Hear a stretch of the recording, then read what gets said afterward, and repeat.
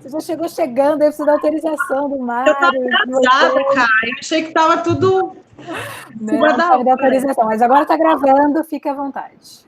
Tá bom. Bem-vindas, então, gente. Bom, esse mês é muito importante para a gente, né? Para as terapeutas ocupacionais e para os fisioterapeutas também.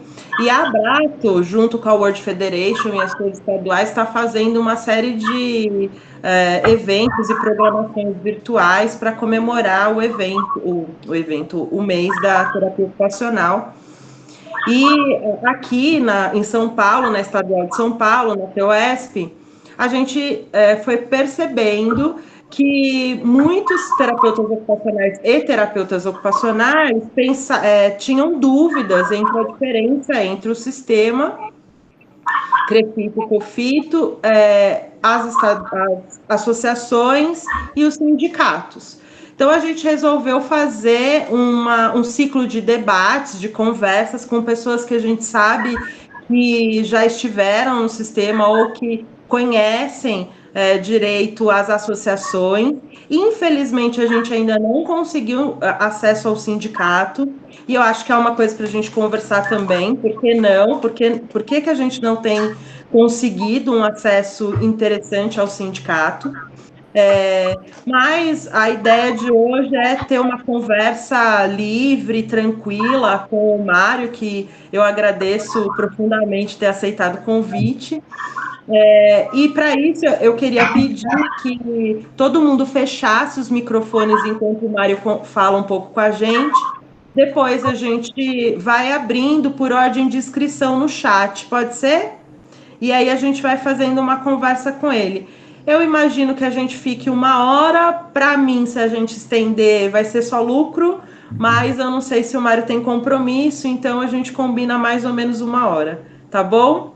Gente, então, muito prazer, eu sou Patrícia Rocha, sou terapeuta ocupacional, formada na UFSCar.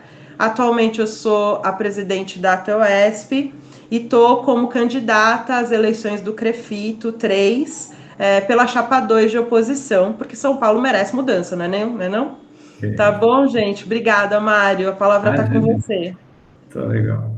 Bom, primeiro gostaria de agradecer, né, a Patrícia, a Carol, né, por oportunizar esse instante para estar conversando com colegas, né, a respeito especificamente da questão da terapia ocupacional, dentro dos aspectos legais, né, da formação aí, principalmente no aspecto relacionado ao sistema, né.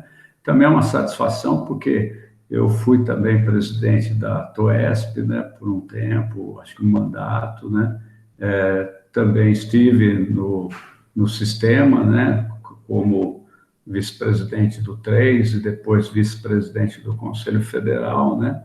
Experiências, ora, bastante agradáveis, quando eu estive na gestão, principalmente com o professor Reginaldo, né, falecido, né, nosso querido, fica no coração, né, uma pessoa fantástica, e momentos de tribulação dentro do sistema, porque nós não podemos ficar inertes, né, diante de algumas questões que envolvem principalmente a nossa categoria de terapeutas ocupacionais, né. Eu gostaria de iniciar, quando tive a experiência de quando estava no sistema, como vice-presidente do Conselho Federal, de participar da Câmara Técnica de Regulação do Trabalho em Saúde, no Ministério da Saúde, né? E quem coordenava essa Câmara Técnica é a Maria Helena Machado, que é ligada à Fiocruz, e tem um livro escrito pelos professores e também convidados, né, da Fiocruz, que é muito interessante, que fala da sociologia das profissões de saúde, né? E isso é importante para a gente entender, porque muitas vezes é confuso a questão, a relação ou o comparativo entre um órgão regulador ou fiscalizador da profissão, em contrapartida a uma associação que é uma organização da sociedade civil, né? E aí, especificamente, com uma característica também de corpo e identidade, voltado um pouquinho mais à questão corporativa. sem levar ao seu sentido mais negativo do corporativismo, mas o seu sentido de organização identitária, né? Então, quando estava no conselho, né, nessa Câmara Técnica, esse livro da Maria Helena, ela me apontava assim, a grande diferença entre a terapia ocupacional no Brasil, né, e aí se estende isso para a fisioterapia também, e a terapia ocupacional em outros lugares no mundo, e como que isso se organiza, como que uma categoria se organiza, né? Então, esse livro da Maria Helena vai dizer especificamente que 2 grandes atributos são consenso entre os teóricos da sociologia das profissões, né? 2 aspectos fundamentais, que a profissão, para ela caminhar para esse processo de profissionalização mesmo, as profissões, né, elas têm que ter um conhecimento esotérico, esotérico com S, quer dizer, um conhecimento mais fechado, um conhecimento não exotérico, né, um conhecimento que é público, um conhecimento que todos podem ter acesso, mas uma profissão, ela se configura, uma profissão de saúde, principalmente, se configura por esse conhecimento esotérico, que é um conhecimento fechado, que tem acessos àqueles que se formam e que estudam aquele objeto, aquela disciplina, e que adquirem aquele conhecimento, né? E outra questão fundamental para a formação, para o processo de profissionalização, além do conhecimento esotérico, nós temos que ter uma ideia muito clara de que serviço nós queremos expor ao mercado. Então, há diferenças de conteúdo em várias disciplinas da sociologia das profissões da saúde, mas especificamente esses 2 aspectos, que é a idealização de um serviço à comunidade e um conhecimento esotérico, que é um conhecimento fechado, próprio daquele grupo, são 2 questões que são denominadores comuns na sociologia das profissões, né? E, então, as profissões passam por um processo que a gente denomina de processo de profissionalização. Ela começa como uma tarefa ou começa como uma atividade mais desorganizada, né? E começa a se organizar como uma profissão, ou, portanto, passar por esse processo de profissionalização, ela tem início primeiro, então, com esse certo domínio de um conhecimento. Depois, nós temos uma ideia de que serviço se quer expor ao mercado. Depois, nós temos um passo importante que começam a surgir as escolas, eu vou chamar de escolas de treinamento, porque ainda no processo inicial de muitas profissões de saúde não existiam universidades ou não existiam faculdades. Nós tínhamos, então, escolas de treinamento. A grande maioria, a maior parte dessas escolas nascem dentro de serviços mesmo, dentro do próprio serviço. Depois dessas escolas de treinamento, nós temos o nascimento das associações, ok?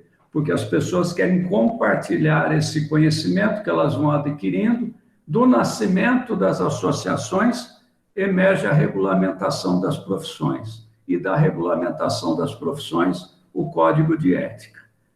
Aí que existe uma grande diferença entre como ocorreu no Brasil e como ocorreu na maior parte do mundo para a terapia ocupacional, é que esses profissionais treinados na prática criaram associações, e essas associações, seus códigos de ética, e a partir daí criar o corpo de conhecimento esotérico mais consistente, né, que dá origem a essas profissões no mundo, ou principalmente a questão da terapia ocupacional. No Brasil, nós temos a interrupção, do ponto de vista de uma análise sociológica, desta sequência que ocorre no mundo inteiro, porque no Brasil nós temos os profissionais da área técnica terapia ocupacional vindo do exterior através de algumas entidades, principalmente religiosas, né? através de algumas práticas que começam a ocorrer, tanto na área de reabilitação como na área de saúde mental, né? E, a partir daí, é um treinamento prático no próprio ambiente de trabalho. Essas pessoas vão adquirindo conhecimento e, nesse caminho de profissionalização, ao contrário de outros países, ao invés, nós temos, então, o nascimento da associação, né? Daquela necessidade própria dos indivíduos de criarem uma associação, estarem juntos, compartilharem conhecimento, desenvolverem suas práticas. No Brasil, nós temos, então, a regulamentação vindo antes. Então, nós temos a regulamentação acontecendo antes e, posterior à regulamentação, nós temos o nascimento, em 1975, do sistema COFITO-CREFITO.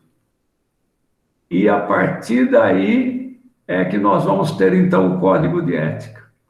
Ou seja, nós temos um hiato no processo de profissionalização, no estudo da sociologia das profissões de saúde, que no mundo inteiro ocorre daquela maneira como eu vinha explicando para vocês. E no Brasil nós temos, vamos chamar aí, uma certa intromissão estatal, ok? Uma certa intervenção estatal, e é natural que assim o seja, porque tanto o decreto 938 de 69 por força, está lá escrito os ministros da Aeronáutica, do Exército, da Marinha, né? Então, vão regulamentar essas duas profissões, bem como em 1975, ainda dentro de um estado de exceção, a gente tem o nascimento de um órgão de controle e fiscalização de profissões, ainda no nascedouro de sua existência, né? Nós temos o nascimento dessas instituições, de certa forma, como de fato, uma intervenção estatal.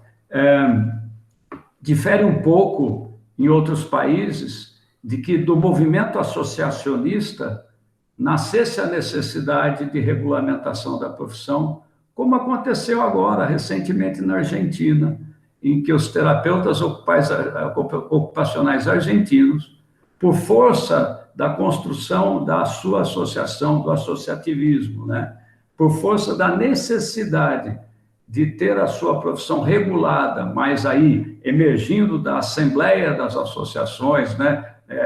Essa vontade da categoria, no Brasil, embora possa se pensar que houve uma vantagem temporal, eu acho que, de alguma forma, há uma perda, vamos dizer assim, política, nesse íntere, de nós podermos ter tido a oportunidade de fazer uma construção coletiva daquilo que a gente poderia chamar de uma verdadeira regulamentação das profissões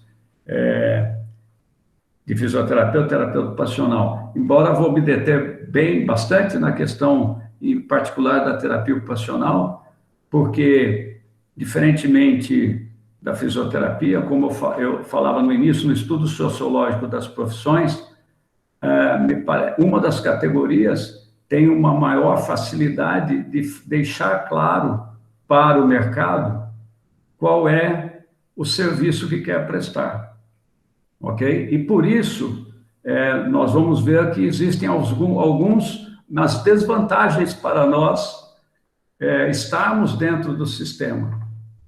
Algumas não, várias, mas vou falar de algumas desvantagens.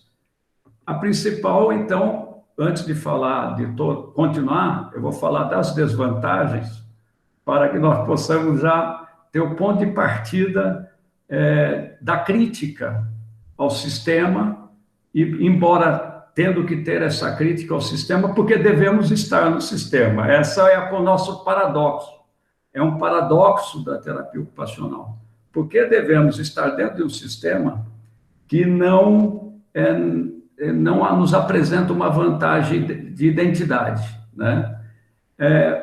Primeiro, porque se nós temos uma dificuldade originária de deixar claro à sociedade qual é o serviço que nós queremos prestar, e quando ainda o nosso conhecimento esotérico, que é a base cognitiva da nossa profissão, ainda está em construção, né, expõe toda a nossa fragilidade, ao invés de expor as nossas qualidades. Então, essa é uma questão que nós temos que refletir. O sistema não sabe nos explicar, ok? Ele não sabe explicar a terapia ocupacional e tampouco, vamos dizer, incentivar essas bases cognitivas e seu aprofundamento. Por quê? Porque é um sistema que, obviamente, vai ser mais responsivo àquela profissão que apresenta maior facilidade de expor o seu conteúdo ao mercado e, ao mesmo tempo, a sua base cognitiva um pouco melhor definida, já optando mais pela biomedicina, como, vou chamar de biomedicina, mas o modelo biomédico como base do seu conhecimento, o que facilita esse trânsito, enquanto a terapia ocupacional, nesses últimos anos, vem dialogando com o modelo também biomédico e tentando suplantá-lo, mas não só com o modelo dentro da saúde, mas um modelo para além da saúde. E isso tudo acontecendo quando o sistema sabe explicar melhor ainda o modelo biomédico e ainda tem dificuldade de expor um modelo biopsicossocial, ok? Ainda é um sistema que tem essa dificuldade. Faz confronto jurisdicional diretamente com a medicina, que é o seu maior rival no contexto da luta pelo conhecimento esotérico e pelo serviço que presta no mercado, ok? Então, com isso, eu estou dizendo assim, olha que paradoxo. Nós vivemos, ao mesmo tempo, dentro de um sistema onde a gente, como terapeuta ocupacional, tem que estar dentro, porque são posições que nós não podemos renunciar, mesmo que a história demonstre que talvez tenha sido um equívoco, uma regulamentação precoce, talvez tenha sido desnecessário. Posso até estar aqui sendo bem radical naquilo que eu estou falando, né? Mas me parece que amputou um pedaço de uma construção coletiva, né? E nós, ao mesmo tempo, somos minoria e seríamos maioria com independência, né? Com autonomia, porque não importa, se você está numa associação em 10, você é a maioria, pronto. Né? Na TOESP, todos são terapeutas ocupacionais, com modelos diferentes na mente, paradigmas diferentes, mas há um corpo de ajuda mútua e de proteção de identidade, né? Então, com isso eu estou tentando evitar de falar muito da parte legal, mas falando exatamente desses contornos, para que a gente até venha a entender por que libertar a minoria pode ser um risco ao mercado. Que mercado é esse? Um risco ao mercado que está aí constituído, né? Por exemplo, libertar a minoria significa deixá-la ter, então, autonomia, deixá-la ter decisão sobre sua identidade e ela poder dizer o que vai fazer, quando vai fazer e por que faz da forma que faz. Então, ela teria a liberdade de explicar melhor, né, ao mercado, à sociedade, qual é o seu papel, qual é o seu objetivo, e em poucos anos essa sociedade já teria isso tão claro que cobraria do Estado e de vários organismos sociais a presença dessa identidade chamada terapeuta ocupacional. E não é que nós tenhamos um problema de identidade, nós temos um problema de prioridade. Quando você está num sistema que prioriza coisas já prontas do que tentar fazer aquilo que ainda está em caminho de construção, né, se fortalecer, obviamente nós temos como resultado o quê? Nós temos como resultado a nossa não prioridade dentro do sistema. E aí que eu falo que é nosso paradoxo. Por quê? Se por um momento a liberdade seria para nós algo excepcional, por outro, enquanto ela não vem, nós não podemos deixar de lutar por ela, em primeiro lugar, e tampouco deixar espaços que ficariam livres para um trânsito monolítico, um trânsito estrutural forte, arrasador e que massacra a minoria, livre para acontecer. Então, a luta tem que ser uma luta, evidentemente, de resistir a esse rolo compressor natural que existe contra qualquer minoria que ainda... Porque eu já tive a sensação que acham que os terapeutas ocupacionais são arrogantes. Eu acho que o são mesmo, porque devem arrogar para si coisas, ok? Nós somos uma profissão que não abaixa a cabeça, isso é complicado dentro de um sistema. A gente dá uma baixa... Arrogantes, eu vou te atrapalhar, não somos arrogantes, nós somos bons mesmo. Não, eu digo assim, dizem que somos, né? Eu posso até assim concordar, porque se eu olhar empaticamente para o lado daquele que diz, vai parecer isso, entendeu? Vai parecer isso. Mas é que psicanaliticamente alguns acreditam que são o pai e outros e não entenderam que não são o pai, nós não somos filhos, então agimos como iguais e isso às vezes é insuportável psicanaliticamente falando para quem se sente pai, né? Mas isso aqui são conjecturas que eu estou fazendo para a gente alcançar um sentido um pouco mais amplo. E eu vou explicar para vocês por quê. Onde eu quero chegar com isso? O TO nas leis. Então, criou-se o sistema COFITO-CREFITO para interpretar e regular o decreto 938. O decreto 938 já é para nós um grande engano, porque ele tem um artigo que diz que o nosso fazer é intervir para a recuperação da saúde mental do indivíduo, restringindo o campo de atuação e a definição da profissão a uma parte do seu fazer, a uma parte da sua prática. Então, ele já é um decreto que não nos favorece nesse sentido. Aí vem a criação do Conselho em 1975, e nós temos que fazer aqui da maior palmatória, fazer a história também, que os primeiros participantes do Conselho Federal de Fisioterapia e Terapia Ocupacional eram mais visionários, de uma visão igualitária do que talvez a gente tenha hoje. Razão pela qual as primeiras resoluções, a resolução 8 do COFITO, ela vai ampliar os fazeres da terapia ocupacional e definir a terapia ocupacional para um campo de atuação muito mais amplo do que está definido no decreto 938, ok? E, de certa forma, fazendo um grande equilíbrio. Se você pega a definição da fisioterapia e da terapia ocupacional, há uma definição de áreas de vizinhança, de atuação vizinha, mas há áreas a primeira resolução, ela faz distinção de atuação, né? Ela vai começar a promover isso, essa distinção de atuação.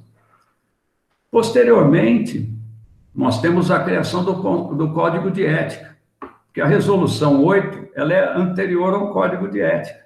Eu não posso definir um código de conduta sem antes ter definido corretamente a área de atuação, ok? Então, há uma definição das áreas de atuação e logo em seguida segue-se o Código de Ética. Um único Código de Ética. eu tive a oportunidade, inclusive, de estudá-la, escrevi um livro sobre o código comentado da fisioterapia e da terapia ocupacional, né? Hoje em dia, tem até 2 códigos de ética. Eu posso afirmar para vocês que para nós para quem está fora do sistema parece o ideal. Para quem está dentro do sistema, também me parece um equívoco. Posso me afirmar como um certo estudioso de códigos de ética.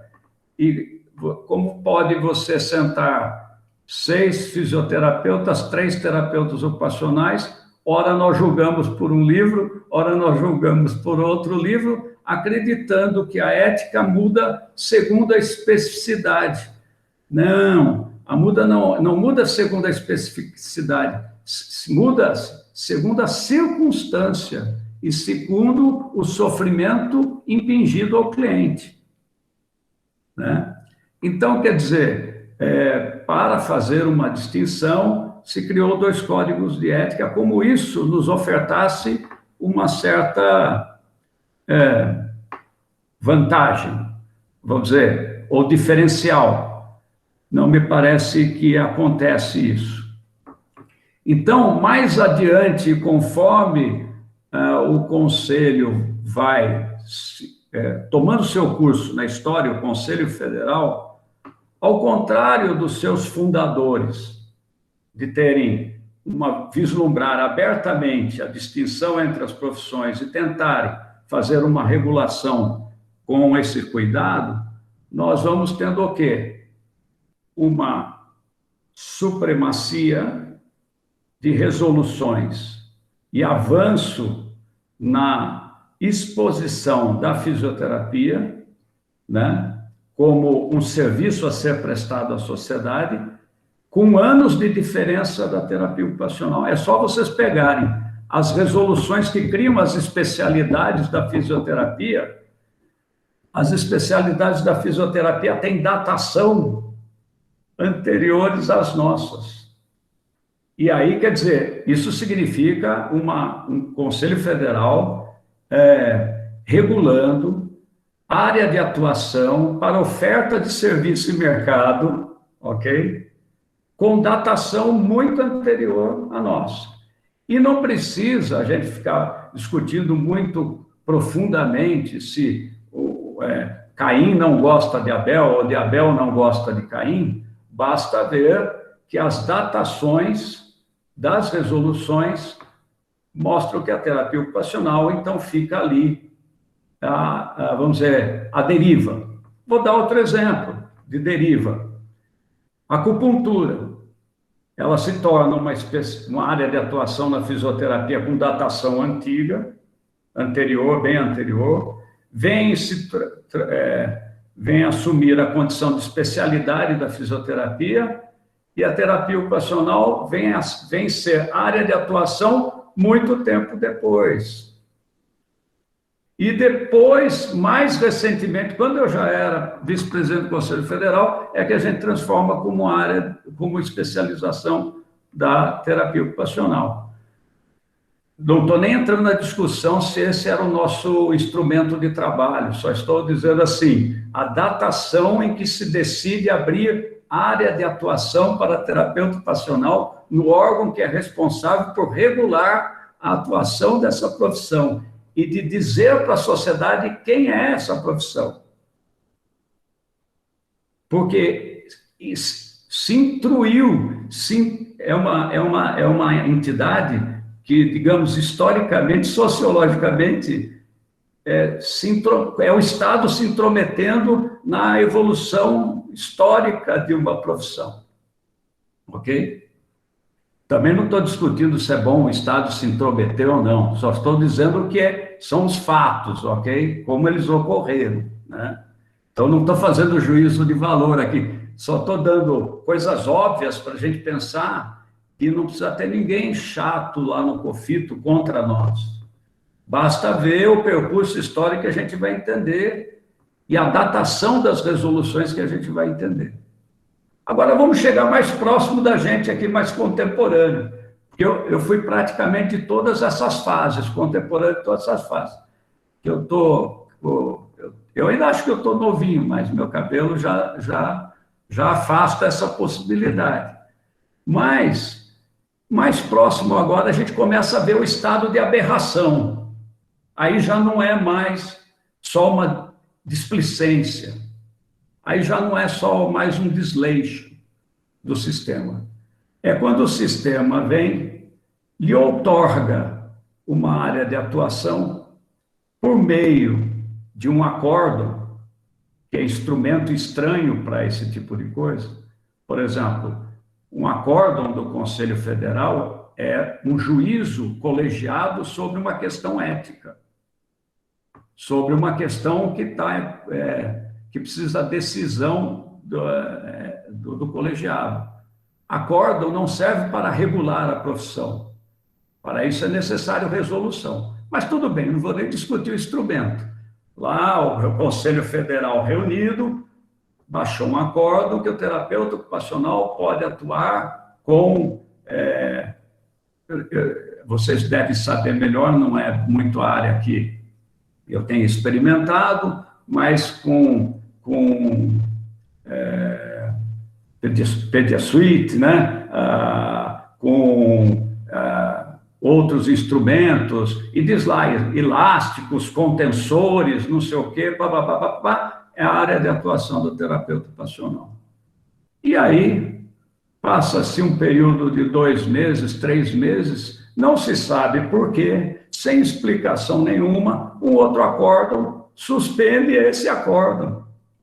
É a primeira vez na história de um conselho, de uma profissão. Isso não aconteceu em nenhuma profissão. É a primeira vez na história. Aí eu fiquei pasmado. Foi quando eu falei assim, Deus do céu, isso, se não é má fé, é não conhecer nenhum instrumento legal de legislação para gerir um Conselho Federal, né? Aí, o que nós temos? Um acórdão dizendo, não, o terapeuta ocupacional não pode mais mexer com extensores, com elásticos, e lá está escrito lá de um jeito. Gente, isso significa o seguinte, uma certa hora da madrugada, o terapeuta ocupacional estava pondo na conta de um plano de saúde esse fazer. E os planos estavam pagando. Por quê? Porque tem uma decisão do seu conselho de classe autorizando aquele fazer. E quando o plano quisesse glosar aquela conta, você jogava o acórdão na mão do plano de saúde. No dia seguinte desse outro acórdão, vocês estão vendo que eu me irritei, né? Mas é porque aí nós saímos do razoável, ok? Então, no dia seguinte, aquele nosso colega que está lá no mercado oferecendo serviço, que a sociedade está identificando, que vai na justiça, o juiz fala, faça esse procedimento aqui, porque ele tem como remédio, então a pessoa consegue aquele serviço. E no dia seguinte, o Conselho Federal tirou dos terapeutas ocupacionais um fazer que estava sendo pago por plano de saúde. Isso é inédito. Isso chama ajuda mútua, corporativismo. Isso nenhuma instituição faz isso. Nunca a engenharia fez com a arquitetura. Podia ter conflitos internos, jurisdicionais, uma série de coisas, mas nunca nem a engenharia fez com a arquitetura, né? O que eu estou querendo dizer para vocês com isso? Há um ânimos sendo criado gradualmente e agora ficou cada vez mais deflagrado, está entendendo? De um tipo de gestão política, né, dentro do sistema, que a gente precisa ocupar espaços, porque se nós estamos ausentes deles, vai na mão grande essas coisas. Ok? Ou na caneta grande, embora a caneta grande é só aqui em Itu, onde eu moro, né? Ok? Mas vai tudo na caneta grande.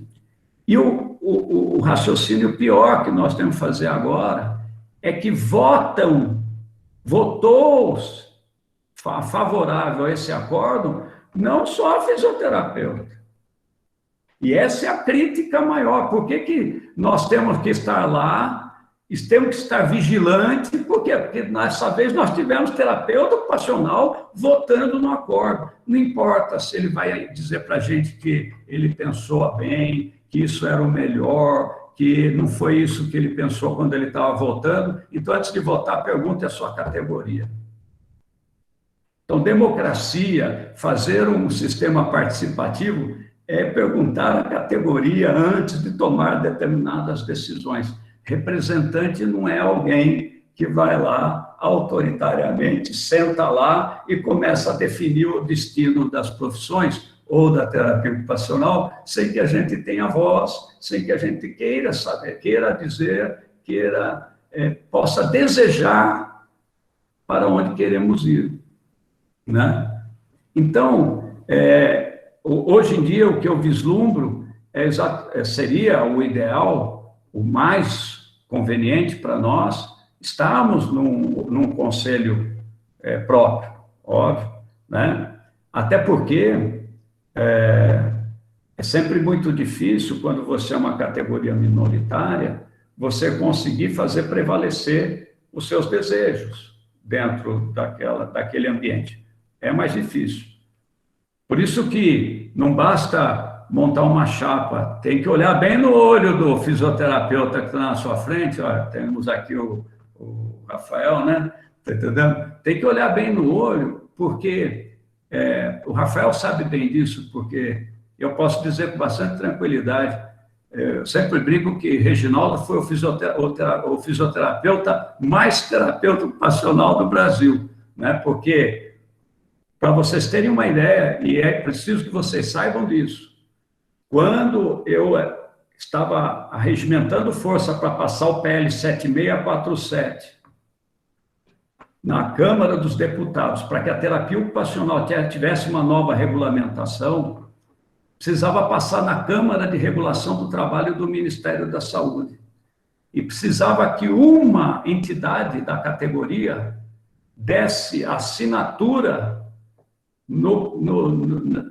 como se fosse uma avalista daquela passagem da lei. A única associação que assinou foi a Associação de Fisioterapeutas do Brasil. Quem assinou foi seu presidente, doutor Reginaldo. Não assinou a Abrato, não assinou o COFITO, não assinou nenhuma outra entidade da qual nós fizéssemos parte. Assinou, ao contrário, uma entidade que não era da nossa categoria. E eu preciso contar isso, porque a memória de uma pessoa dessa tem que ser reverenciada, ok? Porque no momento dramático foi assim que aconteceu. E mais, naquela lei que o COFITO ajudou a enterrar, o Conselho Federal ajudou a enterrar no final, né? Dizia que aquela lei regulamentava de novo a profissão de terapeuta ocupacional. E aí, naturalmente, nós não poderíamos ser regulados pela lei 6.316, portanto, necessariamente, nós teríamos que sair fora do Conselho.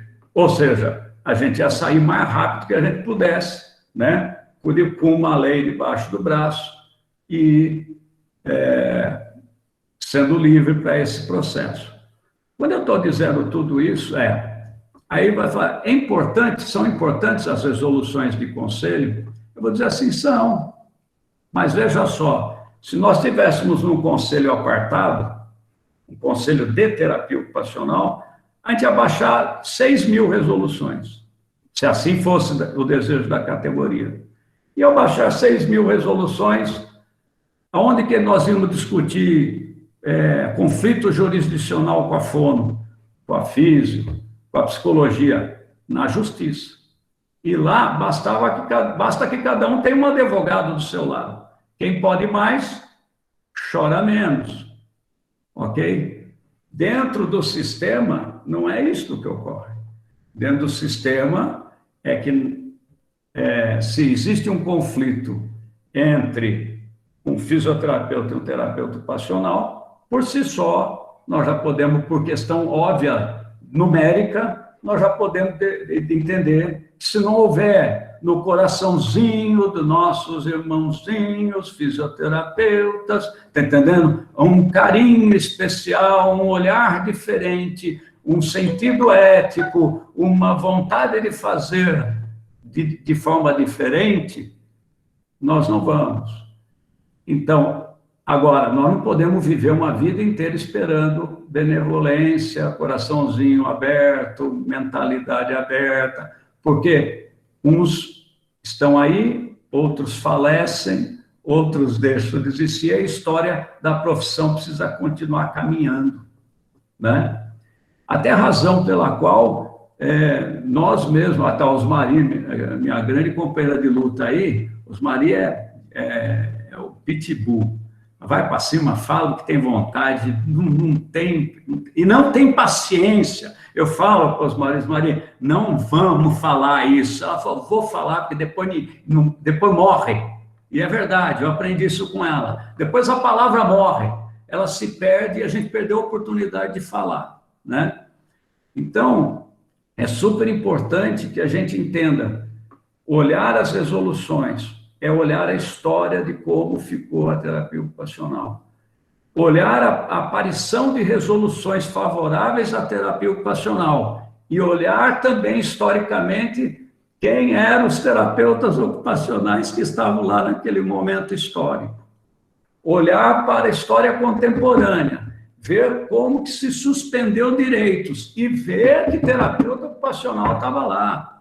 Porque o fisioterapeuta, eu tenho nora fisioterapeuta, primo fisioterapeuta, eles são meus primos, só é minha nora, eu não vou deixar de gostar deles, né? Por quê? Porque existem outros vínculos. Agora, dentro do sistema, eu diria assim, pode haver companheirismo, mas eu podia não ter amizade com a Osmari, mas na hora de votar é junto com ela. Eu podia ter amizade com o Rafael, por exemplo, mas na hora de votar é com a Osmari. Na hora de votar é com a categoria. Na hora de votar, não quero nem saber quem é que está do outro lado. Depois, lá em casa, no almoço de domingo, a gente resolve esse problema, né? É outro fórum, né? Eu e o Rafael vamos ser sempre amigos, mas na hora de votar, se as coisas não estiverem bem amarradinhas, entendeu? Bom, vou votar sempre com a minha categoria, ok? A não ser que seja de juízo ético, obviamente, porque daí cada um... Eu digo assim, as questões são resolução que dizem respeito ao futuro, o endereçamento do fazer da terapia ocupacional para o mercado. Entendo quando eu digo mercado, seja ele mercado público, mercado privado, né? Estou dizendo de um mercado, a coisa aberta à sociedade, né? Então, para não fazer uma conversa chata, eu aqui falando, que eu posso dizer para vocês, eu tenho boa memória, eu sei de artigo por artigo de resolução, eu sei citar, eu sou que nem quase aquele que cita versículo de Bíblia, entendeu? Eu sei a resolução por resolução, o que ela está ligada, aonde funciona, o que faz, o que deixa de fazer. Mas isso é uma conversa que eu acho não tão conveniente.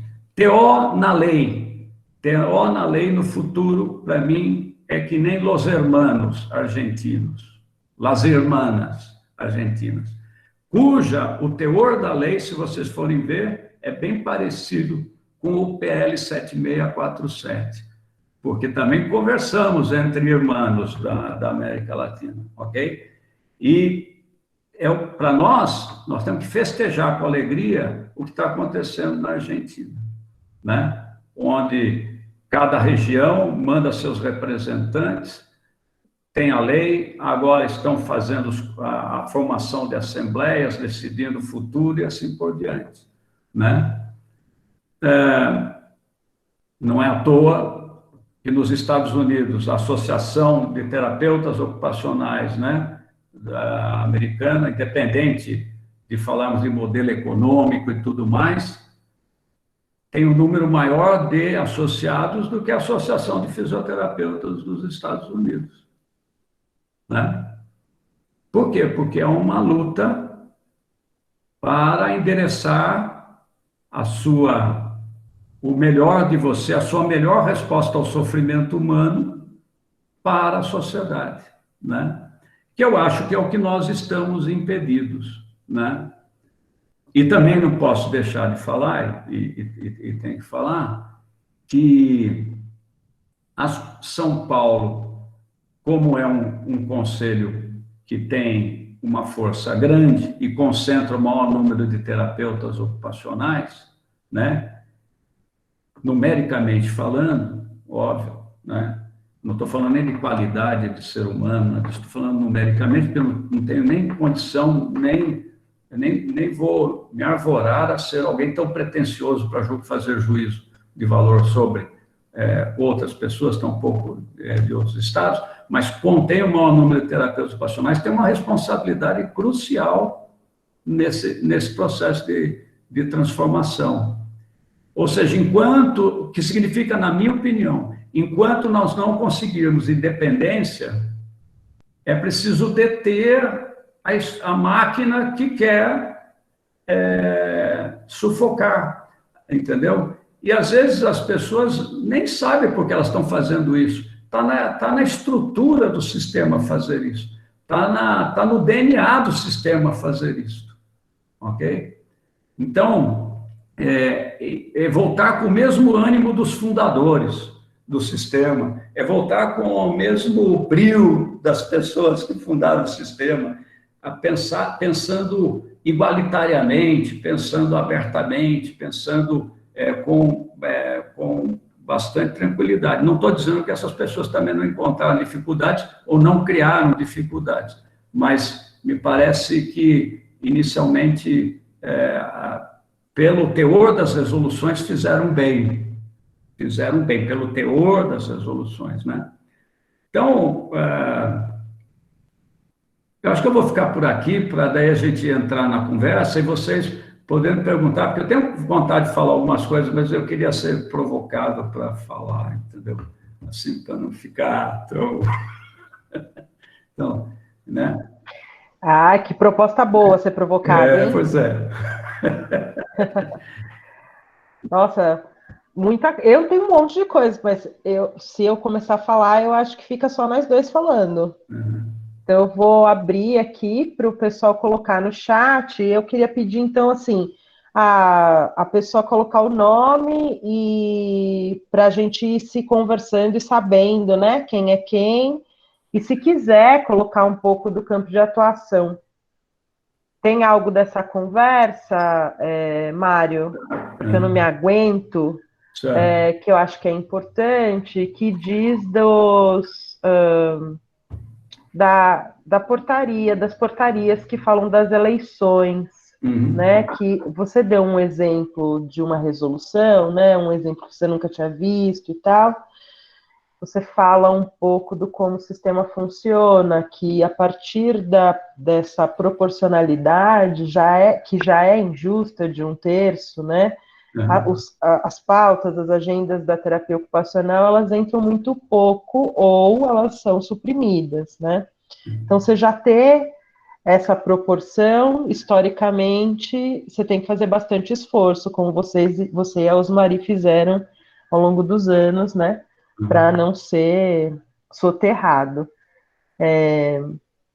Mas tem acontecido um fenômeno importante agora, né, atual, depois da portaria 488, agora com a 519, né, que, na verdade, me parece até pior do que a 488, de algum jeito, mas eu acho que isso é uma coisa importante, porque eu tenho ouvido terapeutas ocupacionais comprarem a ideia de que tanto faz quantos terapeutas ocupacionais tem dentro de um sistema.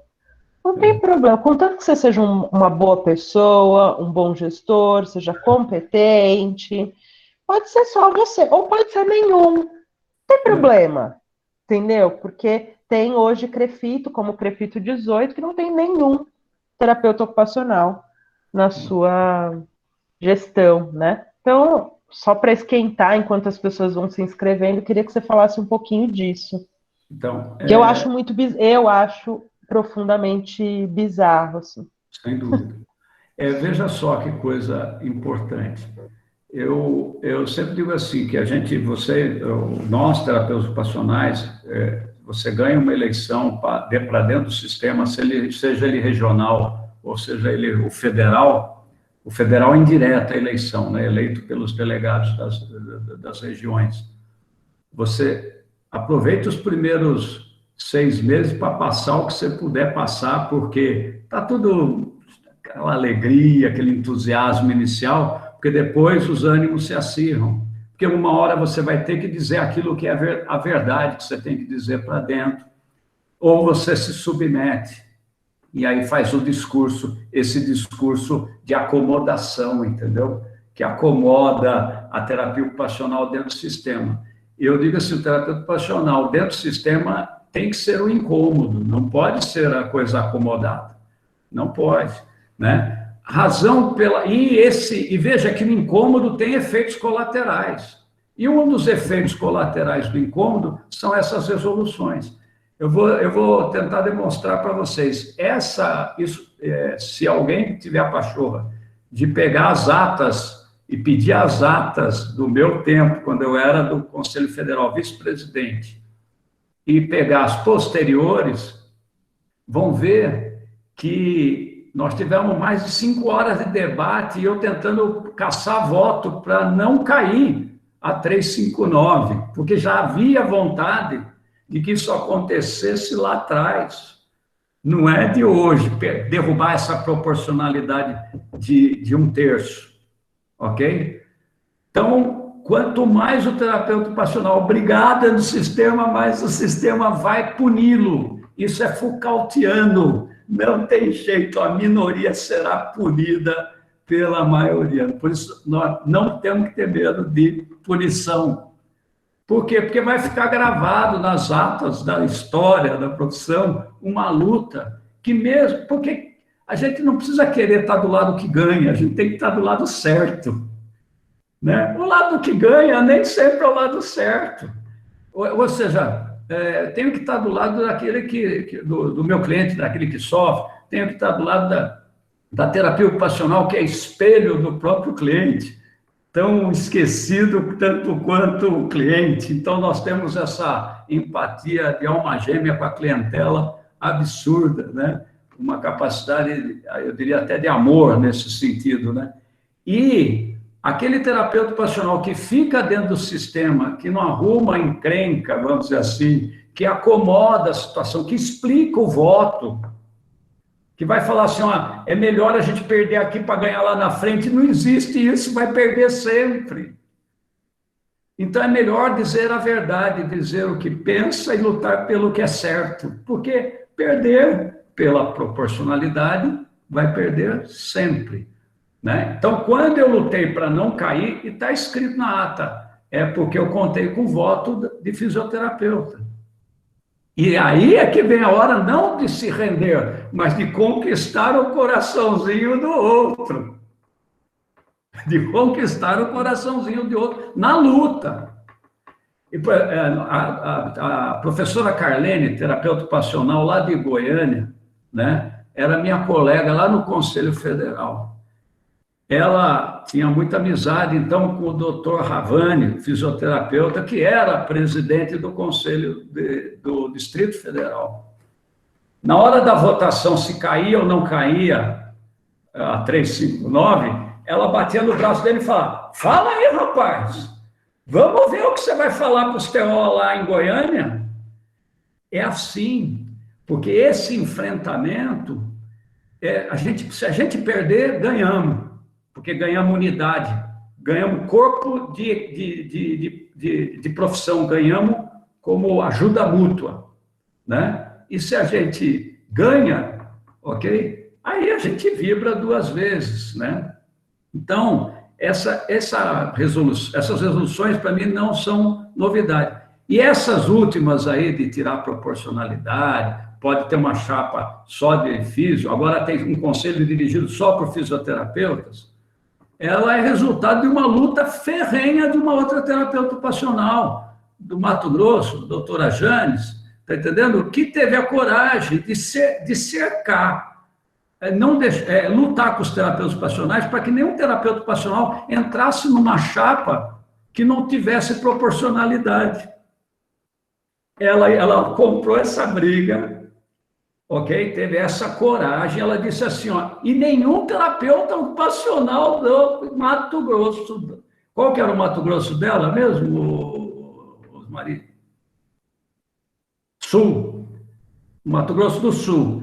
Nenhum terapeuta ocupacional, todos se recusaram a fazer parte da outra chapa, quer dizer, não formava chapa para o outro lado.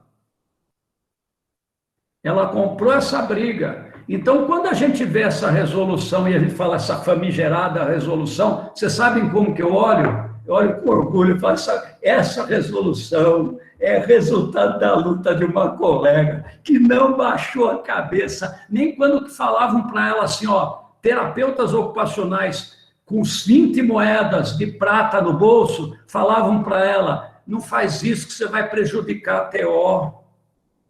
Como que pode ser ela que luta seu prejuízo?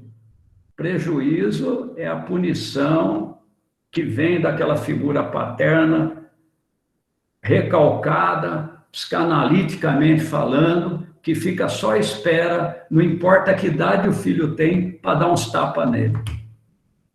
Então, ao meu ver, eu quero contar essa história para vocês, porque eu quero que a gente tenha orgulho do que nossos colegas fizeram e por que fizeram. Quando a Janes fez isso, e todo mundo queria falar que ela era o problema, eu dizia, mas nem que a vaca tussa. Ela é uma puta de uma mulher. Ela é uma puta terapeuta ocupacional. Ela nunca votou contra a terapia ocupacional. Ela não meteu um voto dela nas costas, uma bolada nas costas dos colegas, pô. Valente, valente. Não importa essa resoluçãozinha, sem vergonha, mal feita, e, da pior qualidade que existe, e aí vai revelar quem são os dirigentes que estão por trás dela. É a mesma coisa que a gente falar que uma lei agora libera a farra do boi de novo lá em Santa Catarina. Daí nós vamos ver quem são os legisladores que estão atrás disso. As leis revelam as pessoas, quem elas são, o que elas querem, quais são suas pretensões e quais serão as consequências para a sociedade. Ok? Mário, oi. Obrigada, querido. Desculpa, é que eu queria falar da Janes aqui também. Foi ótimo, foi ótimo. A Isadora, ela também é da TUESP, e ela perguntou aqui, queria que você falasse, na verdade, um pouco sobre a proporção das especialidades da TO, e em especial que você falasse um pouquinho da história da especialidade em saúde funcional, que ainda não foi disciplinarizada, né? Isso. E tem uma questão importante, então, na atuação desse campo, né, da reabilitação. Se você puder ajudar a gente a entender o que aconteceu ali, por que ela está parada há tanto tempo. Pois é. Então, o que acaba acontecendo é que nós, quando chegamos naquela etapa do Conselho Federal, aquelas resoluções das especialidades, elas nascem ali com a Rita Bittencourt, grande terapeuta ocupacional, professora, né, universitária, grande amiga nossa, a Carlene Borges, eu estava na equipe,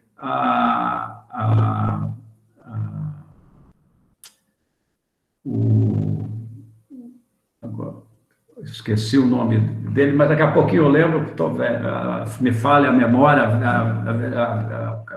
as coisas não ajudam, a cabeça não ajuda, mas enfim, nós estávamos lá e aí olhamos quais seriam os principais eixos de especialidade da terapia ocupacional. Eu tinha estudado muito sociologia das profissões, como é que nascia isso, estava na Câmara Técnica de Regulação do Trabalho, e aí nós começamos a pensar em alguns eixos. Existia um eixo chamado eixo procedimental, de base cognitiva. Então, vamos considerar a acupuntura, sem levar a medicina chinesa, mas a instrumental, um eixo de especialidade bem instrumental, ok? Nós tínhamos os eixos temáticos, né?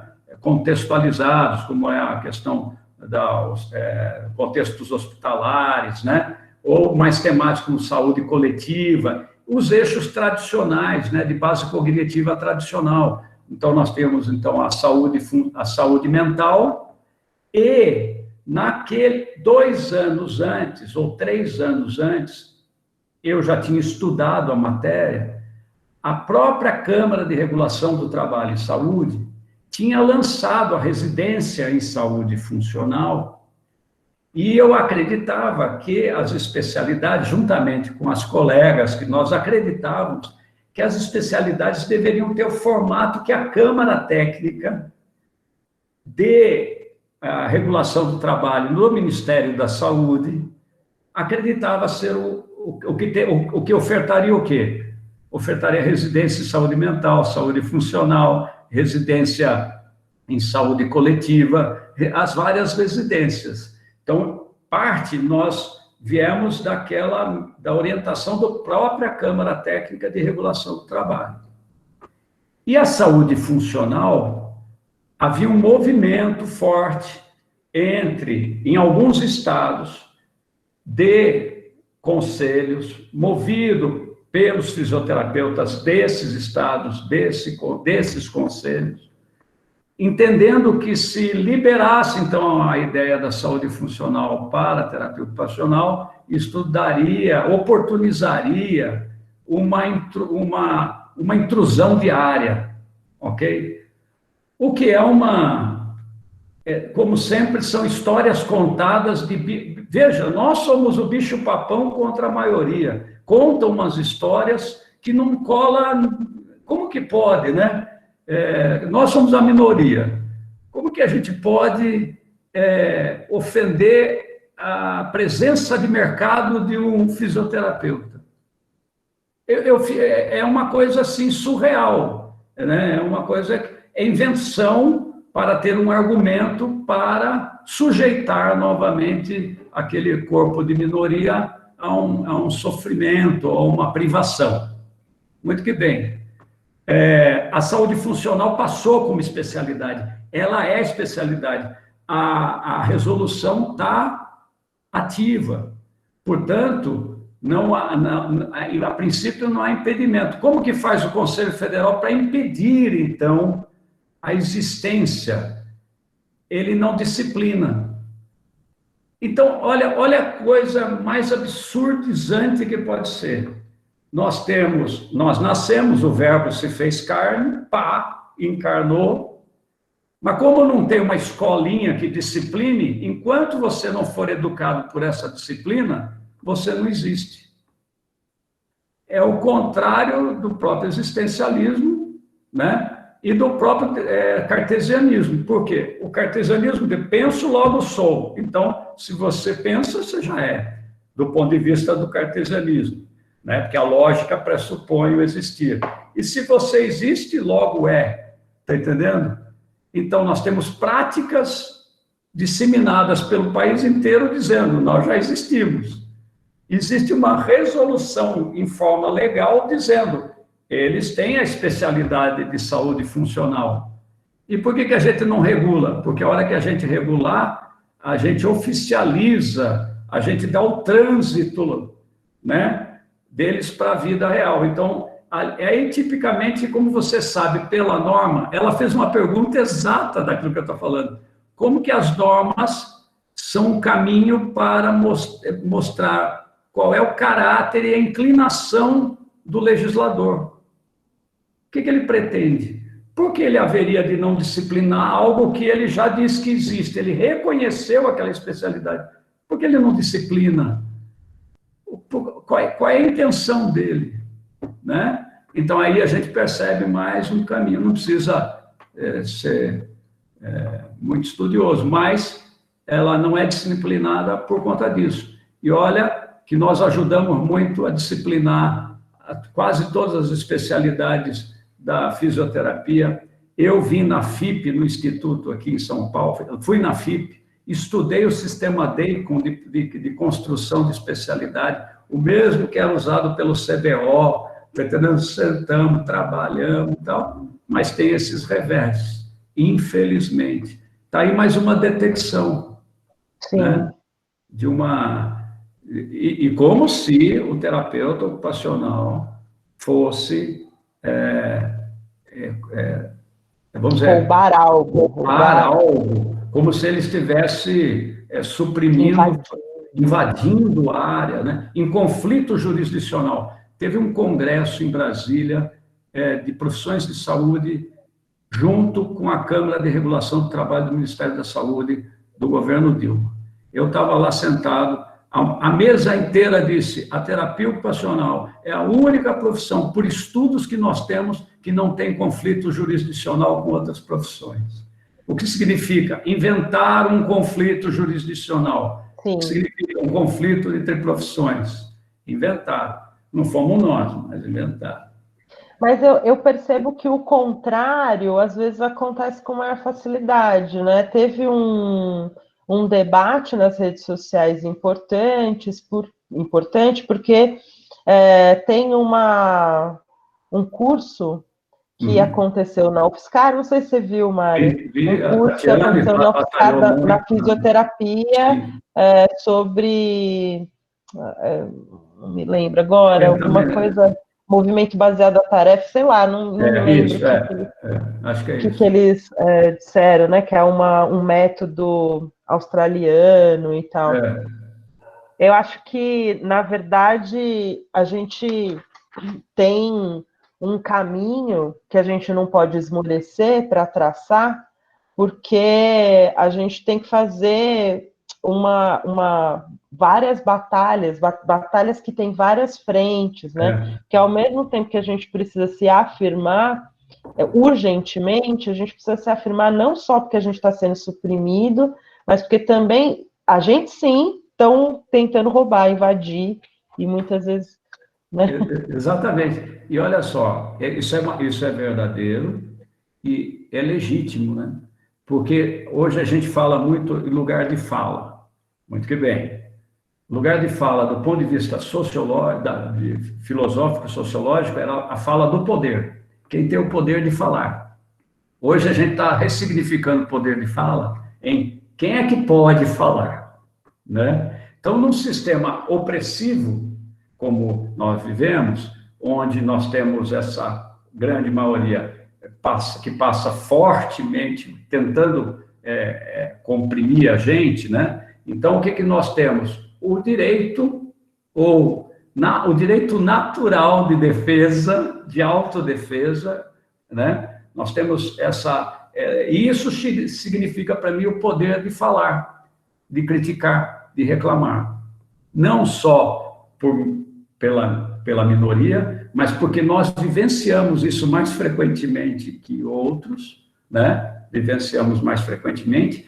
E diferente do que o fisioterapeuta diz vivenciar com relação à medicina, na relação com a medicina está em campos distintos, cada um no seu conselho, cada um com o seu advogado, cada um com as suas armas.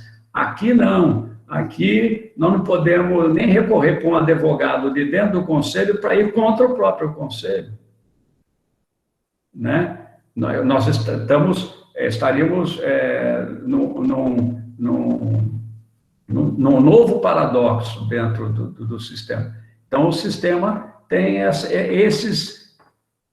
que cria esse diferencial em nós até como overreaction, entendeu? A gente reage mais facilmente. E acho que é legítimo também. Acho que, às vezes, pode até não estar muito bem embasado o que está dizendo, mas está com o poder de dizer, entendeu? Certo. A Larissa disse que tem muita admiração por você, Mário. Ela foi sua aluna na pós-graduação da FACES, na primeira turma. E também ela quer cumprimentar e agradecer a Osmaria, a Carlene e também lembrou saudosamente do Reginaldo, que a gente conversou aqui. Tem uma pergunta, eu vou pedir para a Liana ela abrir o microfone e explicar a pergunta, tá bom? Para você. Mas antes disso, eu vou dizer que a gente conseguiu conectar a doutora Janes. Então, eu queria cumprimentá-la. Boa noite, doutora, tudo bem? Espero que esteja bem. Que bom que conseguiu. Estava com dificuldade de conectar. Tudo bom, doutora? Bem. Liana, você pode abrir o microfone? Você está aí ainda? Estou aqui sim. Explica para a gente. Mário. Oi, querida. Eu sou Liana, sou professora da PUC Campinas. Eu e o Mário somos da mesma época na universidade, há pouco tempo. Foi anteontem, né, Mário? Pois é. Foi anteontem. Foi meu bicho, olha lá. Mário, a minha pergunta é assim, ó. Alguns anos atrás, falávamos de divórcio. Isso. Isso foi esquecido, Mário? Pois parece que sim, né? Eu não sei se por conta de algumas pessoas... aquilo que se a gente vai falar assim do casamento, né, comparativamente ou metaforicamente, eu acho aquela coisa ruim as pessoas viverem sem amar, né? Viverem juntos sem ter amor e afeição e assim por diante, né? Isso só pode dar em frustração, né? Em sentimentos ruins, e muitas vezes subserviência e várias outras coisas que acontecem em relacionamentos, né? Mas também é através da domesticação das mentes e do corpo que as pessoas se acostumam a determinadas posições e ideias, né? E é esse que eu acho que é talvez o grande malefício, que às vezes que a gente tem que tomar muito cuidado quando entra num sistema cuja estrutura está intoxicada desse tipo de comportamento, porque o maior problema não são os fisioterapeutas acreditarem nas coisas como eles acreditam. E não estou dizendo nem os fisioterapeutas em geral, estou dizendo os que estão dentro do sistema. O problema está nos terapeutas ocupacionais deixarem de acreditar que a liberdade e que a autonomia são fundamentos de uma profissão liberal. E liberal não no sentido econômico, mas do livre pensar, do livre agir, e devendo só responder aos seus iguais, né? Ele deveria responder aos seus iguais, né? Porque vamos lavar a roupa suja dentro de casa, vamos dizer assim, né? Ok? E aqui a gente pode divergir, a gente pode criticar, a gente tem que ter a capacidade de suportar o outro nas diferenças, entendeu? O duro é quando a gente vê que tem colegas que acabam suportando o outro que não é seu igual e levado pela domesticação do sistema. Eu falo domesticação porque o sistema, se tomar cuidado, ele deseduca. E educação não é um treinamento, né? E lá, se você não tomar cuidado, você é treinado para ser subserviente. Primeira coisa que vão dizer numa reunião, se vocês vão ganhar, os colegas que eu vejo aqui vão ganhar. Primeiro, quem tem que desejar, né? E isso aqui é só desejo, não é profecia, mas o desejo é uma boa parte do negócio. Mas chegando lá, vão dizer assim, não, porque não tem diferença. Vão te abraçar e falar, somos iguais. Como se diz, olha, não há opressão da mulher, não há racismo, só é a negação das coisas, entendeu? Vai acontecer lá, porque tantas vezes falava assim, né, Marion, tem diferença entre nós? Faz lógico. E a hora que você fala lógico, as pessoas ficam bravas, porque elas não querem que a gente não tenha diferença, que a gente chegue manso já, entendeu? Então, eu diria assim, nós temos a nossa, digamos, a nossa condição marginal, um pouco dentro do sistema, embora, quando eu digo condição marginal, chamam a gente para a mesa do banquete, mas no fim sobra só as migalhas da mesa, e a festa mesmo a gente faz no quintal em volta da fogueira, tá entendendo? E lá está a nossa maior valentia, lá está a nossa maior força, está em volta da fogueira entre iguais, batendo o nosso som e cantando e nos animando em nós mesmos, entendeu? Mas lá dentro, quem for conviver, muitas vezes vão pôr a mão nos nossos ombros e dizer, não há diferença, né? Mas lógico que há, né? Eu vou aqui expor, a Rosmarinha não vai ligar porque a gente fala abertamente, mas uma vez foi um deputado federal dentro do conselho e o deputado tinha feito, foi lá para receber uma homenagem, essa vocês não vão aguentar, deputado federal, ai, Mário, aquela bruta pompa, tal, manja, e ele sentou lá, tal. Ele foi receber uma homenagem porque ele lutou pelo Simples Nacional para Fisioterapia. E o cara entrou na sala, foi cumprimentando todo mundo. O Rosmarinho não deu a mão para o deputado federal. Aí o pau começou a moer, né? Aí ele falou lá, ela falou assim, e o que o senhor fez pelos terapeutas ocupacionais? O senhor vai ser homenageado hoje aqui, o senhor tem que dizer porque... Ele falou, mas a senhora foi lá pedir alguma coisa para mim? Ela falou, não tinha que pedir nada. O senhor estava fazendo isso pelo conselho? Era para as duas categorias. Está entendendo? Ela falou, a senhora é um pouco mal educada, né? Daí eu falei assim... perfeita, sem defeitos. Sem defeito. Então, daí eu falei para o deputado, pois é, deputado, lá na sua casa... Se alguém for falar mal do senhor, vai ter seus pares para lhe defender. Não venha aqui nesse colegiado, porque aqui o colégio é nosso, falar mal da minha colega. Se ela falou que você não gostou, não importa. Para mim, ela está certa. Entendeu? Porque essa que é a questão, né? Tudo bem que eu não tinha tanta coragem quanto mas ela teve, né? E acho que isso é uma posição... contrária, isso gera divórcio, porque você não quer andar com essa mulher por aí, entendeu?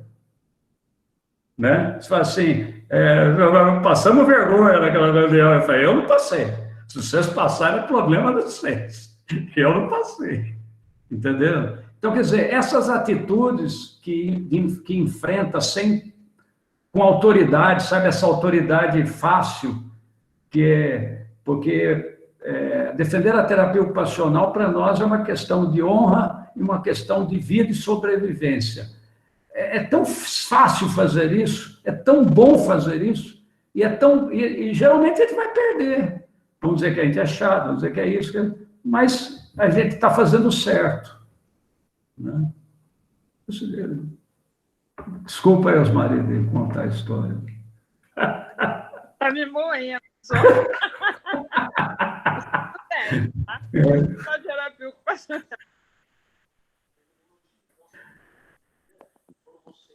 Obrigada, Mário. Imagine, obrigado a você. Eu queria chamar para a conversa o Alan. O Alan também colocou uma pergunta, mas eu gosto quando as pessoas falam, porque eu acho que é mais legal. Fala aí, Alan, você está aí ainda?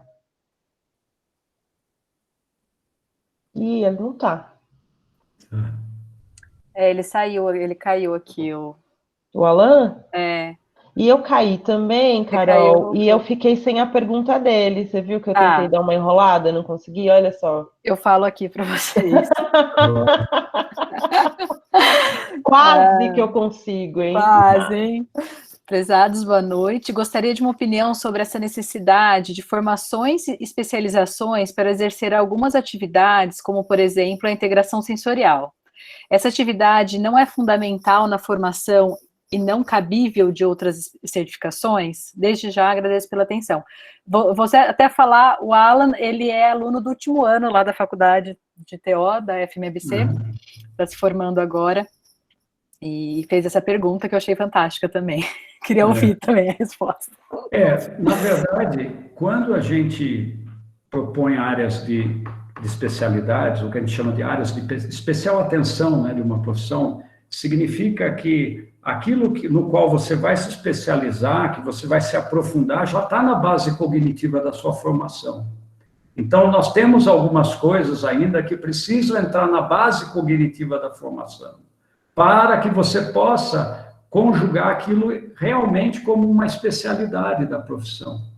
Porque se você, na formação, na base cognitiva da terapia ocupacional, aquela teoria, ou aquele método, ou aquele paradigma não está dentro dessa base de conhecimento, você está se especializando em algo distinto do que é a sua formação, ok? Então, quando a gente fala em saúde mental, saúde funcional, terapia ocupacional em contexto social, terapia ocupacional em contexto hospitalar, nós estamos falando de práticas já imersas, já presentes na base cognitiva, socorridas nesse guarda-chuva maior. Porque a especialização, ela é, na verdade, um aprofundamento. Esse aprofundamento vai rogar de você, vai cobrar de você maior conhecimento, isso é fato. Porque quando você se intitula especialista, você endereça ao mercado uma ideia de que você conhece mais do que o outro. Essa é a lógica das especializações. Elas endereçam ao mercado aquela notícia, ó, eu sou terapeuta ocupacional e sou especialista em saúde mental. Né? Quando eu me formei, nós não tínhamos especialização nenhuma, nós íamos e atuávamos na área que a gente, assim, se propunha ou se identificava mais do ponto de vista vocacional. Mas a história da profissão é assim, as pessoas vão se formando, se identificando, depois percebendo que podem aprofundar a base cognitiva da profissão naquela área, né, aqueles fundamentos, e aí torna aquilo uma especialidade da profissão. Agora, a integração sensorial é interessante, porque é outro exemplo de resolução que reconhece a integração sensorial como área de atuação da terapia ocupacional. Não é isso. A integração sensorial tem que ser reconhecida como base cognitiva da profissão. São coisas totalmente diferentes. Né? Se eu reconheço como base cognitiva da profissão, eu vou dizer assim, é um conhecimento esotérico, ele é um conhecimento fechado, nem todos podem utilizar esse conhecimento. Pode até conhecer, não pode utilizar, fazer desse conhecimento sua prática. Né? Então, quer dizer, é isto que nós deveríamos trabalhar muito, e isto talvez dependa menos do conselho e dependa mais dos cursos de graduação, a estudar a incorporação desses conhecimentos para dentro das bases cognitivas, né? Para que depois a gente possa, então, ter mais consistência para clamar ou reclamar uma especialidade da profissão. Eu não posso me especializar naquilo que não está, do ponto de vista de especialização profissional. Estou dizendo assim, você pode se especializar em qualquer área do conhecimento, mas quando eu estou dizendo de especialidade profissional, eu estou falando de especial atenção a uma área de atuação que está na minha base cognitiva. E para isso, então, um conhecimento como o da integração sensorial já deveria estar fazendo parte da formação. Ok? Né? Fazendo parte da formação. Ele está extracorpóreo ainda. Está extracorpóreo.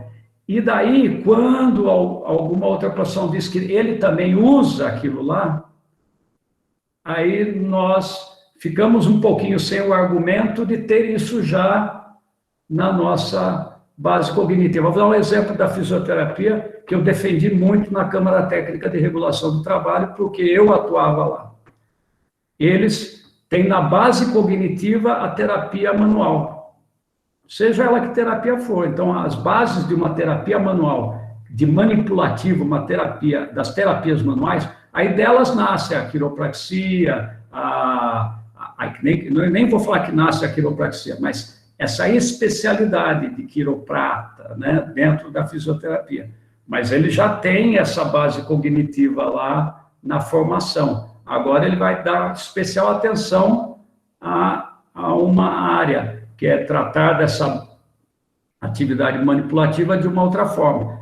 Na terapia ocupacional, nós também já temos áreas na base cognitiva, e outras ainda não.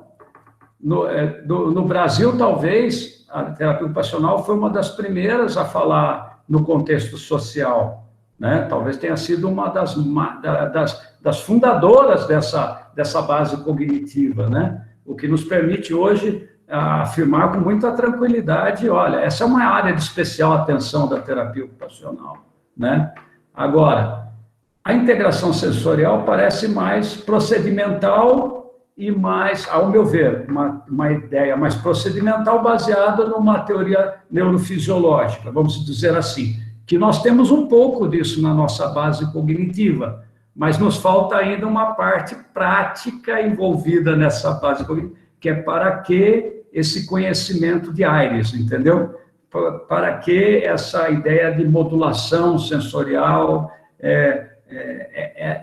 o conceito teórico, não a prática em si, a prática da integração, mas essa parte, a gente, ao invés de estudar neurofisiologia pura, nós deveríamos estudar neurofisiologia conjugada com a visão de Aires, Bobat e assim por diante, né, ao meu ver. Acho que... eu queria... O Bruno agradeceu. Eu acho que existe mesmo, Bruno. Ele fala assim: boa noite.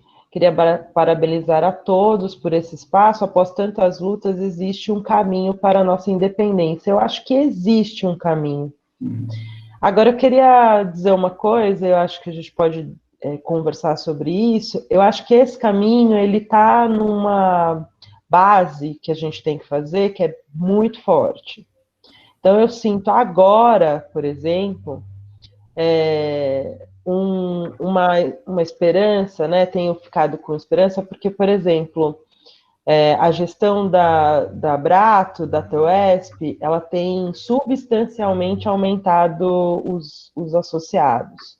Isso vai me dando uma esperança de que nós possamos, de fato, seguir por um caminho de empoderamento do que a gente faz, de voz, né? Porque me parece um caminho muito solitário a gente depositar em alguns conselheiros que vai se transformar uma situação, uma cena que está sendo construída na estrutura, né? No DNA, como disse o Mário muitas vezes aqui, de um sistema que não foi criado por isso, né? Em irmandade com outra profissão, mas que foi caminhando para construir isso. Então, acho que só com a possibilidade dessa união, mesmo dessa base mais consolidada, em que a gente possa fazer alianças políticas, né, fortalecidas, né, caminhar para uma divulgação e até por ter fóruns que nos acertem, né, para que a gente possa dizer melhor da terapia ocupacional, não que a gente diga mal, né, mas eu acho que a gente precisa também entender qual linguagem usar com a sociedade para estar, né, na sociedade com mais tranquilidade e tal. Então, essa é a esperança que eu tenho, assim, para a independência. Eu acho que a gente teve muito esforço dentro do sistema, né, e muito esforço na Abrato, né, e ela foi se confluindo e agora está se encontrando. É isso que eu acho que pode ser que mude o cenário, além lógico, das formações que a gente precisa fortalecer para ter mais, né. Agora, eu vou convidar para conversar a Cá tá aí ainda, Ela é uma aluna da Fundação de Medicina. Oi, Ká, você quer contar a sua pergunta? Deixa eu ver se liga a minha câmera aqui. Ligou? Oi, boa noite. Boa noite. Na verdade, assim, isso é uma coisa que eu me questionei desde o começo, assim, a TO é a minha segunda graduação, eu sou formada em comunicação social em 2000, né, aí a minha primeira formação é comunicação social, com habilitação em marketing, com habilitação em publicidade e ênfase em marketing. Então, isso é uma das coisas que, quando eu entrei na TO, era algo que eu, até hoje, assim, eu entro nessa questão de por que a gente sai... o sentimento que eu tenho, né, tô no 4º ano, é que eu saio generalista demais, sabe? Sendo que, por exemplo, eu já escolhi minha área, né, minha área da saúde mental, aí eu sou obrigada a fazer 200 horas, por exemplo, de estágio em reabilitação, sendo que eu já escolhi a área que eu quero, assim, eu já sei que é isso, né? Eu já a gente fez aula de órtese, né? Tive ortopedia, então a gente teve toda ainda, a gente lá na FMABC, a gente tem bastante coisa da área da saúde para a gente estar numa faculdade de medicina, assim, então, de anatomia, né? Bioquímica, enfim. E isso é algo que desde o começo, para mim, eu me perguntava por que a gente sai tão generalista demais, né? E por que não pode existir, por exemplo, essa possibilidade de uma habilitação? Porque eu vejo na minha primeira formação, eu tive criação, ou seja, eu tive a base de tudo, e eu no 2º ano escolhi um lado, no 3º ano escolhi outro. Eu fui, conforme a faculdade ia andando, eu fui escolhendo. E aí o meu 4º ano, ele já foi bem mais direcionado, sabe? Então, isso é algo que para mim faria muito sentido na TO, porque eu acho que talvez uma das coisas que eu entro na questão aqui é que será que também não é por isso, porque como a gente está em áreas bem diferentes, né, da saúde mental e de reabilitação, talvez isso também confunda, né, qual que é nosso papel. Então, fica aí, não sei, uma questão, talvez uma angústia, talvez não sei o que Mas você sabe que o Kierkegaard, eu sou professor de filosofia, né? Eu fiz mestrado em filosofia ética, né? Então, o caminho do ponto de vista como professor, aonde eu me dediquei. E o Kierkegaard, que é um filósofo da angústia, mas ele vai dizer que a angústia vem antes dos nossos pecados, né? Porque foi a angústia de querer saber o certo e o errado que expulsou Adão e Eva do paraíso. Quer dizer, é uma metáfora que ele faz, né? Mas, digamos assim, que sem essa angústia, nós não tomamos decisão, e aí não sabemos bem o certo e o errado. Sempre que eu achei que o curso de terapia ocupacional não se sinta só, porque eu já há 30 e... Nem sei, Liana, acho que é 32, 33, né? Não sei, não me lembro. É a turma de 86, né? Então, é 30 e alguma coisa. Eu senti essa angústia também. E a despeito de ver todas as áreas, me parece a grande vantagem de você explorar as bases cognitivas, entendeu? Sem se desvincular tão rapidamente delas.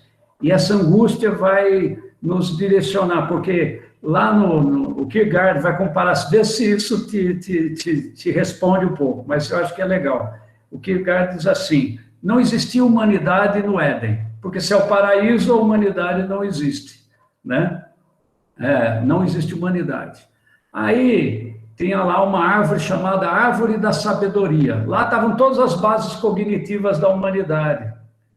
E em tese, lá, segundo a história, Deus teria dito para Adão e Eva não comerem do fruto da árvore da sabedoria. Aí, lá, conversa vai, conversa vem, tudo bem que o texto é mais machista, de época, mas digamos que os dois, em comum acordo, chegaram à conclusão que eles deveriam sacudir a árvore e comer. E naquele momento em que eles morderam o fruto da árvore, eles tomaram ciência de que estavam nus. E nu do grego quer dizer ginos, de ginásio, de escola. A gente vai nu para se vestir, entendeu? Então a gente começa nu. E na escola grega as crianças iam nuas mesmo, né? Para ir se vestindo. E aí, Quando eles ficam nus, eles falam assim, se vocês estão se enxergando como pessoas nuas, olha só a origem da angústia. Se você está se vendo como uma pessoa nua, sem algo para lhe cobrir, é porque você comeu o fruto da sabedoria. Você acabou de morder o fruto da sabedoria. E como você é sábia, você começa a ficar perigosa aqui. Porque aqui tem uma árvore no centro do Éden, que chama árvore da vida. E agora, como você tem tanta sabedoria quanto aquele que te criou, a criatura sabe tanto quanto o Criador, vai manipular a vida e a morte. Então, eu vou te expulsar para você não ficar eterno. Eu vou te expulsar para você não ficar na eterna angústia, vamos dizer assim, ou nesse eterno, vai pegar a sua sabedoria agora e vai lá para o mundão aprender como que usa. Aí, essa chama expulsão do paraíso, quarto anista. Ele está lá diante do mundo, e aí ele diz assim, e agora, mais ou menos aonde nasce a terapia ocupacional. E agora você terá que viver do suor do seu próprio rosto. Não existia ocupação antes. Não existia preocupação antes. A ocupação e a preocupação nascem com a expulsão do paraíso. E a angústia veio antes da expulsão, e a angústia veio antes de experimentar o fruto, porque a angústia é quando você está, como não como? Como não como? Pego essa fruta ou não pego? Está entendendo? Então, vou para a saúde mental ou não vou? E essas trocentas horas, eu vou contar para você a minha. Eu tinha uma irmã com paralisia cerebral. E a terapeuta ocupacional dela chama Vanira Tila. Ela é viva ainda, a Vanira. A Vanira tinha uma escola e uma clínica para crianças com paralisia cerebral. E eu me dediquei a neuro, assim, na PUC. E tudo bem que eu não era dos melhores alunos, a Liana sabe disso, né? Mas, digamos assim, eu me dedicava muito a essa área. Quando eu saí, a minha oportunidade de emprego foi em saúde mental. Se me apaixonei, fiquei em saúde mental e nunca atuei naquilo que me levou para a faculdade, inclusive, para a universidade.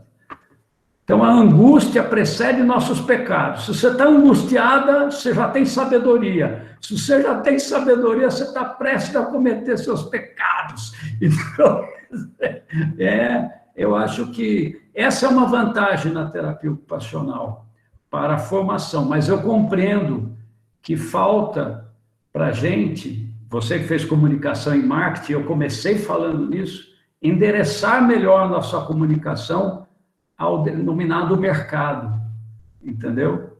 Isso realmente talvez seja uma grande falha na nossa construção generalista, né? Que é já ter algo a dizer, tá entendendo? Eu costumo dizer hoje em dia, eu chamo toda dor de sofrimento ocupacional. Expulso do paraíso, alguém está com sofrimento ocupacional. E toda vez que tem um sofrimento ocupacional, só existe um profissional, até por questão de rima, que pode atender você, que é o terapeuta ocupacional. Então, a gente também tem que comunicar a dor do nosso cliente de outra forma. Não é só o que a gente faz, mas como dar novos significados às dores dos nossos clientes. Porque nossos clientes estão acostumados com dor de cabeça, com os termos médicos, com a patologização da vida, com a psicologização da existência, com a medicalização do dia a dia, entendeu? E a maior parte das pessoas, pela OMS, já está comprovado, que a maior parte das pessoas adoecem, mais de 55%, pelo estilo de vida, que é o nosso métier, né? Não é? Mário, pode falar, Liana. O Mário está dizendo, né, dos 34 anos, o Mário tem 34 anos de formado. Eu tenho 36, 37, sei, então. Né? E aí a gente vê uma coisa, né? Eu estou na universidade há 34 anos, depois de aluna como docente, né? 33 para 34. E aí, Cá, eu gostaria de dizer para você o seguinte: na sua turma tem uma porção de gente estudando com você. E tem o cara que quer ir para a saúde mental, o cara quer ir para a saúde física, o cara quer ir para o social. E para a formação de vocês, embora você já tenha escolhido a sua área, nós, na academia, precisamos dizer de tudo, né? Para que você possa escolher isso.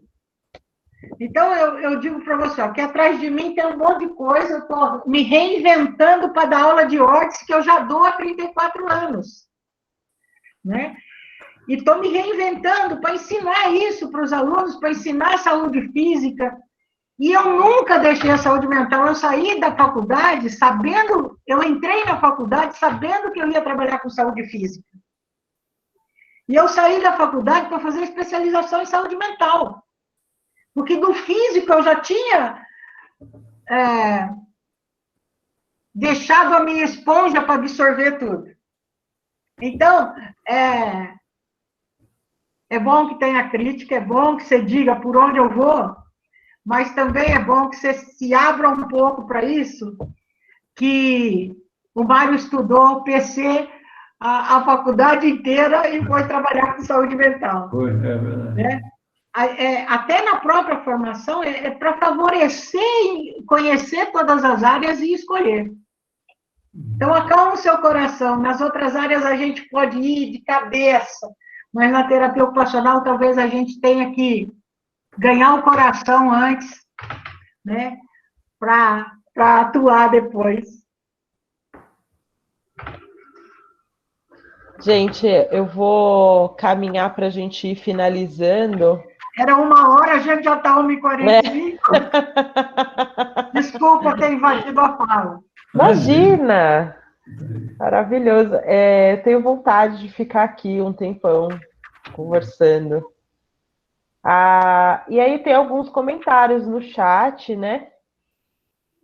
Eu acho que a gente podia pensar em convidar outras pessoas, porque, por exemplo, a integração sensorial, que foi uma discussão, eu acho que ela é algo que a gente precisava conversar melhor, né?